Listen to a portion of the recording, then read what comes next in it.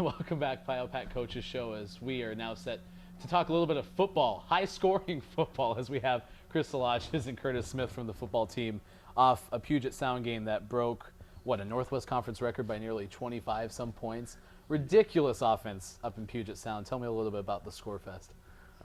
Just kind of what it was, score after score after score, kind of matching scores. There's a time there were defense did come up. Our defense did come up with some good turnovers and a stop, but later on, again, points started rolling up on the board pretty fast. 7 touchdowns in the first half alone? Yes. Crazy points. You're part of the offensive line that we've credited you guys so much for the rushing totals that the team has put up, because it all starts with you, Curtis. From your perspective, why was the offense able to move the ball so effectively against Puget Sound? I think we just came in with a good game plan, and we had good routes planned, and they were open, and we were just taking the throws they were giving us. So I think it was just working for us, and we were able to hit a few big plays, especially that first play of the game was a big touchdown pass, and the passes were open, and we were just taking them. Offensively, we just pointed out 10th in the nation in rushing, but you guys have been together for pretty much the entire tenure of your coaching staff. So what's different about this season that hasn't been there in the past? I think the biggest piece is we have a number of returners on both sides of the ball, and there is that cohesiveness of guys knowing each other, knowing their personality, knowing they're a little bit closer, and obviously that pays off. And they've been last year as a younger group, they went through kind of the fire a little bit, being down, winning a game, then coming back to win another game. It was kind of a big learning experience for us last year, and I think this year it carried over, and guys have a better understanding of what they need to do on the field to go win those games. And there's a handful of you guys that have senior experience on this team. How much does that play into your role with the team, especially considering the fact that you came back as an all-conference selection from a year ago? I think the experience helps out quite a bit, actually. I feel like not only just having the game time experience, but having the poise during a game that your teammates can look to and see how to behave and how not to get down on a big play or how to get overly excited on a good play. So I think it kind of helps even the emotions out of all the younger teammates. From the running perspective, having you guys up front give you a lot of credit, but at the same time, it doesn't hurt to have some shifty guys behind you. Describe Keith Welch. Shifty is a great word for that. We've had a couple plays, where some things start breaking down protection-wise. We get a little overwhelmed and look back, and he's gone. So he's saved our butt a couple times with turning broken plays into huge gains or scores. So I think shifty is a great word for that. He and Javante Mays have been a lot of fun to watch, because this is my first experience watching your football team. But who else surprises you with some of the things that he can do athletically, even if it's on the other side of the ball, going up against him during defensive drills or scrimmages? I don't think there's really too many surprises. I feel like we've been around the guys long enough, and we've seen and we practice with each other every day. We go up, play in and play out since 2-a-days in August. So I don't think there's really any surprises there.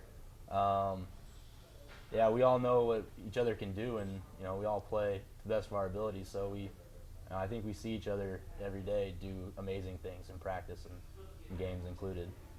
Chris, this weekend Pacific Lutheran comes to Griswold. It's a battle for second place. When's the last time you were in a situation where you were playing for second place? It's definitely been a while. I can't even remember the last time it was. Probably when I was previous schools that I coached at, but that's been kind of the building process, and that's what's so important with the returners coming in. This is not, I think there's some people that are surprised in the Portland area and on campus, to be honest with you, but we're not. We knew what we had, and we knew how we can go play if we did what we're supposed to do, and how we know we can play. This is where we're at right now. It's not a surprise. This is a fun question then, because usually you'll ask, well, tell me about this game, and you'll get the one game at a time kind of answer. Well, this is a big game. How important is this game? It's really important. It's the biggest challenge. We have to play better. We have to play better on offense. We have to play better on defense. We have to play better on special teams, and we have to, be consistent and really, the coach's cliche when you get into this game, you got to start the game and you got to play every play one at a time, and you got to be perfect on those plays. If you do something great, next play is the next play. You do something bad, the next play you got to get back to your job. You got to forget about that stuff, because it's, we feel like it's going to come down to the wire, and those little tiny little plays that you make, the little tiny block that no one notices that Curtis makes, it's a big block, and that's what we tell everyone. Every play is a big play. And it's nice that you've now been in a situation where you've won the game in the last couple of minutes too. I mean, those are kind of building blocks where you can say you've been there before, because those things will matter later on in the season. I asked Coach Lemon about this last week. Every week of your schedule the rest of the way is a stair step, just because the schedule gets harder and harder as you go until the final game on Pios Stream against Linfield on November 13th. How do you approach those stair steps in terms of realizing that it just gets more difficult from there? What's your mindset and the message that you send your players? There's not much of a difference. Obviously we're talking about, all games are important, but when we have a home game, obviously we take that real serious. But really, the preparation and what we do in practice, there's not really much of a difference. We're going to prepare to win every game. We could be playing the Steelers next week, and we're going to prepare to win. We're going to attack their weaknesses. Might not have much of a chance, but we're going to try and do that. So it just depends. Everyone we play, we take it the same. It's serious business every week. So for you, having been on this team for so long and have not had a whole lot of luck against those teams that are still left on the schedule, what would it mean for you to get victories over a couple of them, maybe sweep them all? I mean, in terms of what would that mean for the end of your career at Lewis and Clark? I feel that would be a great finish. I couldn't think of any other way to go, any better way to go out than to run the table. But like Coach said, we got to take it a game at a time, and then once we get to those games, it's a play at a time, and it all boils down to one-on-one matchups, especially on the offensive line. So I don't know. I feel like that'd be great if we could sweep it, but I feel like we just go out there and we play to the best of our abilities, and we run our game plan, and we don't have sloppy football. I think we have a good chance against anybody. It's hard when you're winning because you get excited, especially from the outside, because we get excited. I remember this week looking at playoff scenarios and trying to see what Division III or D3football.com is saying about who's going to be those final 6 spots in the C slot. But really, the end formula is if you win your conference, you go there. But we still are so far away from that I'm trying not to bring those kind of things up, because it's just excitement. There's a lot of work still left to do. You said matchups. I'm interested in your perspective. What will work against Pacific Lutheran? I think we have a good plan going in. We're looking to do our thing. We're looking to run the ball. We're looking to throw the ball, but I don't feel like we have to change anything for what they're going to give us. I think we've got everything we need. I think that's a really good thing.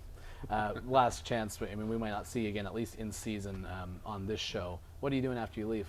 I'm not sure yet. I got to finish up my chemistry degree and my physics degree, and then looking to probably get a job right after I graduate, and maybe look at grad school in the near future. Anything specific you're targeting to do after school? No, maybe engineering or physics or computers or something like that. Well, we wish you the best of luck. Thank you. Thanks for stopping by, and then I'm excited to have football back. I told that to the volleyball team. They were in here, but I'm excited to be back out at Griswold since it's been, 3 weeks since we saw you guys against Menlo. So good luck, and we appreciate you taking time. All right, thank you. Thank you. All right, Coach Sulages and Curtis Smith joining us on the Pio-Pack Coaches Show. Curtis is going to stick around. He'll play the Pio-Pack Power Punch, and when we return, we have a word with Cross Country. That's next on the Coaches Show.